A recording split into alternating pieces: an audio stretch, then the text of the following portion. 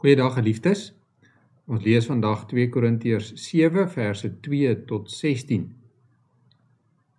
Maak vir ons plek in julle harte, ons het niemand onreg aangedoen nie, ons het niemand benadeel nie, ons het niemand uitgebuit nie.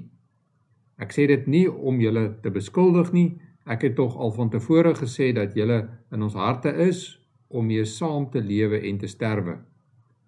Ek is baie openhartig met julle, ek is ook baie trots op julle. In al ons sorge is ek vol moed en oorstelp van blydskap. Toe ons in Macedonië gekom het, het ons geen rus of duurte gehad nie. Van alle kante was daar druk op ons, van buite onenigheid, van binne sorge. Maar God wat die neerslagtiges opbeheer, het ons ook opgebeheer deur die koms van Titus. En nie net deur sy koms nie, maar ook omdat julle hom opgebeheer het. Hy het vertel van julle begeerte om ons te sien en dat julle jammer is oor wat gebeur het en my nou ywerig verdedig. Dit alles het my nog blyer gemaak. Al het ek julle ook deur my brief hartseer gemaak, is ek nou nie daaroor jammer nie. Miskien was ek tog jammer toe ek sien dat daardie brief julle hartseer gemaak het, al was dit net vir 'n kort rukkie. Nou is ek egter bly, nie omdat ek julle hartseer gemaak het nie, maar omdat ek julle so hartseer gemaak het, dat julle tot inkeer gekom het. Julle was immers hartseer soos God dit wou hê.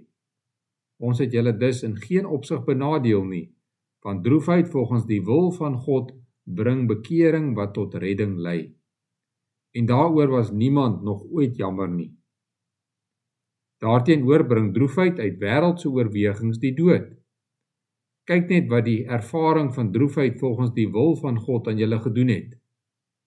Nou is daar by julle erns, meer nog, daar is verantwoording, verontwaardiging, ontzag, verlange, ywer en bestraffing van die kwaad.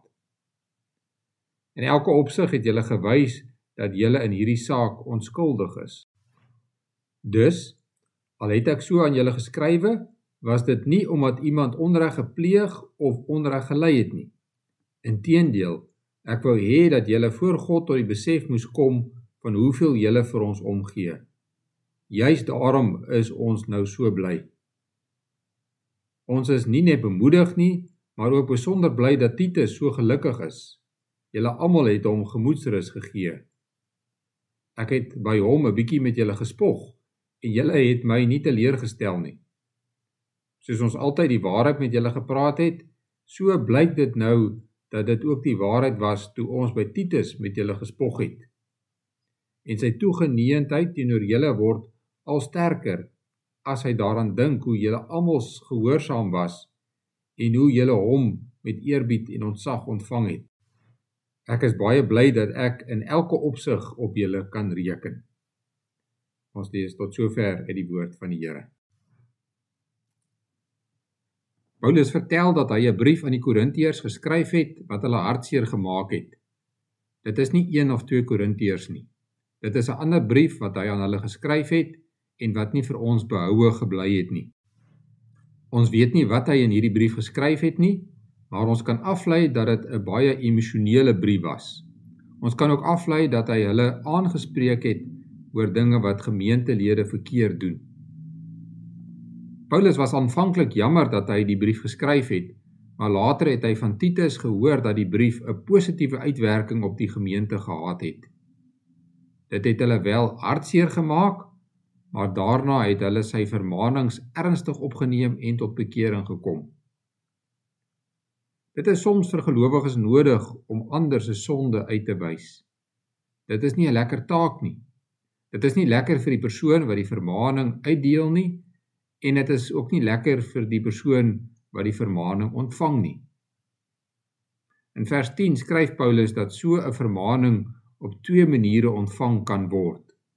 Dit kan ontvang word met droefheid volgens die wil van God, of met droefheid uit wêreldse oorweging.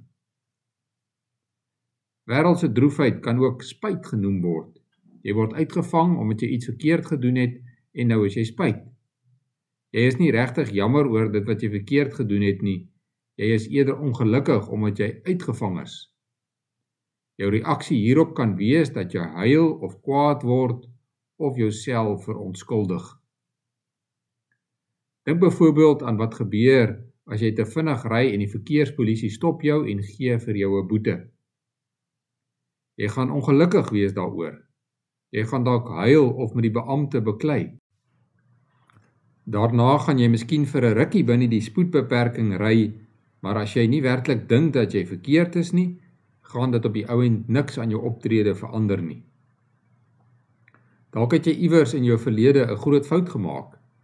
Jy het die mense om jou baie seer gemaak, nou voel jy baie spyt daaroor. Jy loop rond met selfverwyd in jou hart. Jy lê in die nag wakker oor die probleem. Dit gee jou maagpyn en hoofpyn. Dit kan jou selfs emosioneel siek maak. Maar niks hiervan los die probleem op nie, want dit is alles nog steeds wêreldse droefheid. Droefheid volgens die wil van God het egter 'n positiewe uitwerking op 'n mens. Dit lei tot berou. Berou beteken dat jy werklik jammer is, omdat jy teenoor God oortree het.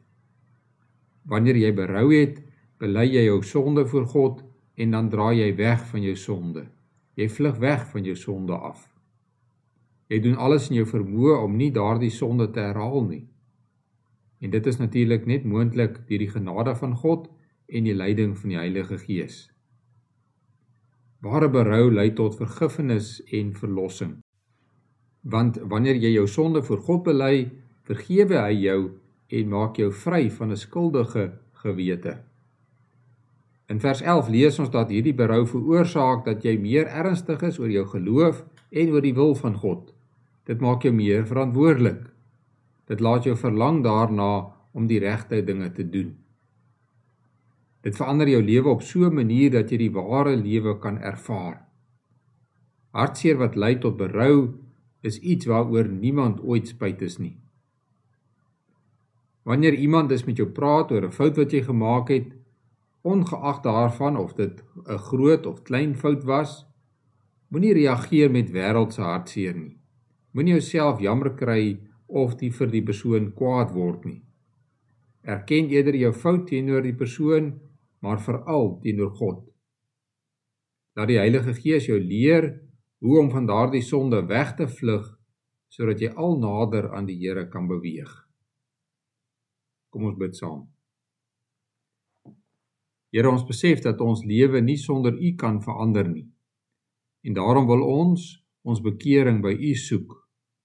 Ons bely ons sondes en tekortkominge voor U. Op baie maniere was ons aan U ongehoorsaam met ons woorde en gedagtes en dade. Ons vra dat U ons sal vergewe daarvoor en dat U aan ons 'n nuwe hart sal gee. 'n Hart wat wegvlug van die sonde af en U wil doen sodat ons tot U eer sal leef. Ons dank U vir al die geleenthede wat U vir ons gee en ons vra dat U ons daarin sal seën. Seën ons daaglikse werk, ons huisgesinne, ons betrokkenheid in die gemeenskap, ons studies en ook ons verhouding met medegelowiges. Ons vra dat U vir ons wysheid sal gee in al die besluite wat ons moet neem. Ons doen voorbidding vir die kerk. Ons vra dat U kerk sal bewaar en dat U kerk haar roeping ook in die wêreld sal uitleef. Ons bid vir gelowiges wat vervolg word. Ons vra dat U hulle sal vashou in moeilike omstandighede en dat U ook hulle sal gebruik in hulle omstandighede vir die uitbreiding van U kerk en U koninkryk. Ons bid hierdie dinge deur U groot genade alleen. Amen.